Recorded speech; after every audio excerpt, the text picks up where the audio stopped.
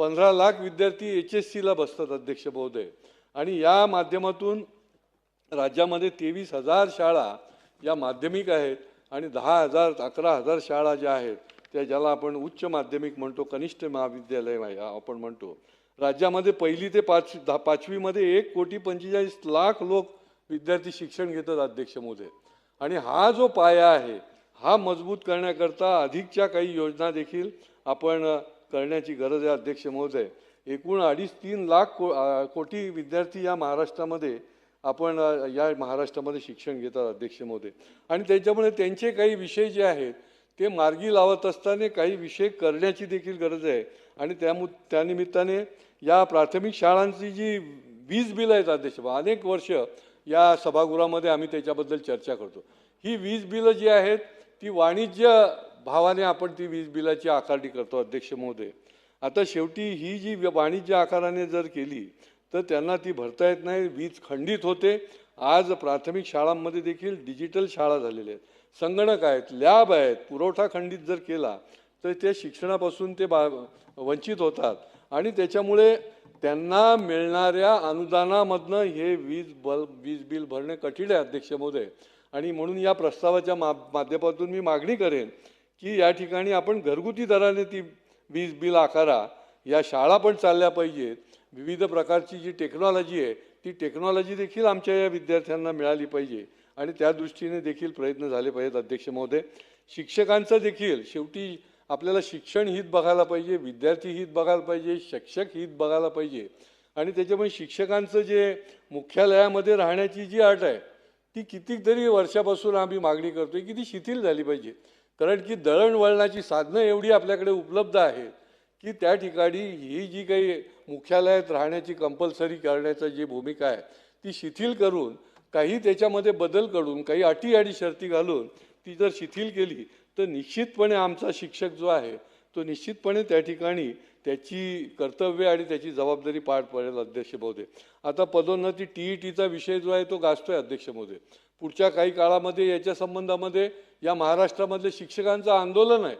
या शिक्षकांच्या माध्यमातून जवळजवळ 80% शाळा बंद राहतील अशा प्रकारचं आंदोलन त्यांनी पुकारण्याची भूमिका घेतलेली अध्यक्ष महोदय. माझी विनंती आहे की या माध्यमातून या पदोन्नतीचा TETचा जो सुप्रीम कोर्ट आहे, हायकोर्ट आहे, निर्णय आलेले आहेत.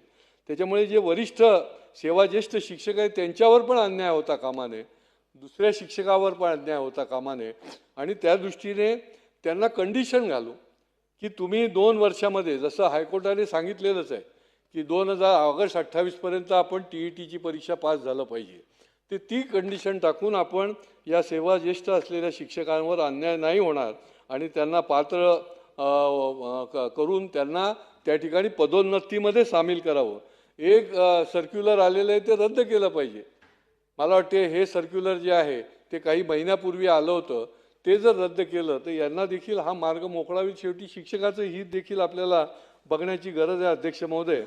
BLOच्या संबंधामध्ये देखील आता आपण बघतोय की आपण SIRचं काम चालू आहे, निरनिराळ्या ठिकाणी त्या काम चालू आहे. परंतु ह्या BLOच्या माध्यमातून जेवढे शिक्षक आहेत ते घेतले गेले. ठीक आहे, हे राष्ट्रीय काम आहे, राष्ट्रीय कर्तव्य आहे, परंतु एकीकडे शाळा पण चालल्या पाहिजेत आणि हे पण काम जर व्हायचं असेल तर याच्यामध्ये काहीतरी बॅलन्सिंग जर केलं. काही शाळा तर ओस आहेत, म्हणजे त्या ठिकाणचे सगळे शिक्षक BLO म्हणून कामासाठी बाहेर पडलेले आहेत. तर ते देखील आपल्याला अध्यक्ष महोदय करण्याची गरज आहे. परंतु या CBSE आणि IC आणि IB आणि CAI या ज्या शाळा आहेत अध्यक्ष महोदय, याच्या संबंधी देखील काही कडक धोरण आणण्याची गरज आहे. मी गेल्या 2 महिन्यामध्ये जवळजवळ 5 शाळांचं समन्वय साधण्याचा प्रयत्न केला. शिक्षणाधिकारी पालकांचं ऐकतच नाहीत. याच ठिकाणाहून गणवेश घेतला पाहिजे, आमच्या इथनंच तुम्ही सगळं केलं पाहिजे, आमच्या इथनंच फी घेतली पाहिजे. म्हणजे यांची मनमानी जी आहे ती जर आपण सहन केली तर ते योग्य होणार नाही अध्यक्ष महोदय.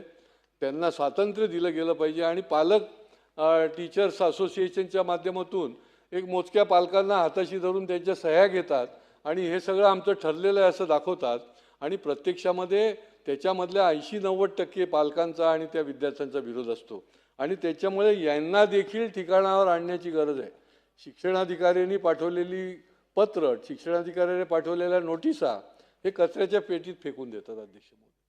आणि त्याच्यामुळे यांना कसा चाप बसेल की त्या ठिकाणी मराठी जे आपण ठरवलेलं आहे की मराठी ही त्या ठिकाणी शिकवलं गेलं पाहिजे, किंवा अशा प्रकारचे जे ते मनमानी निर्णय जे स्वतः ठरवतात त्यांच्या शाळेतल्या विद्यार्थ्यांकरता, ते देखील बदलण्याच्या दृष्टीने आणि त्यांच्यावर अंकुश ठेवण्याच्या दृष्टीने देखील अध्यक्ष महोदय काम झालं पाहिजे.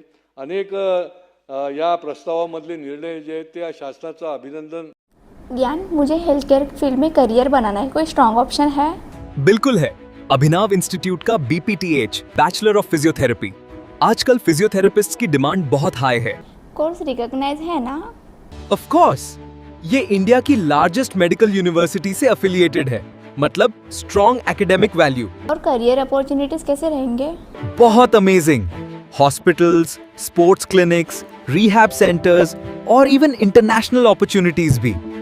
और सबसे इम्पोर्टेंट, प्लेसमेंट सपोर्ट मिलेगा? बिल्कुल.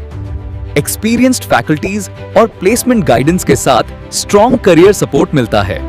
Sounds perfect. मैं आज ही अभिनव इंस्टीट्यूट के BPTH कोर्स के लिए अप्लाई करूंगी. तो वेट किस बात का? BPTH एडमिशंस ओपन है, लिमिटेड सीट्स. अभी अप्लाई करो अभिनव इंस्टीट्यूट में.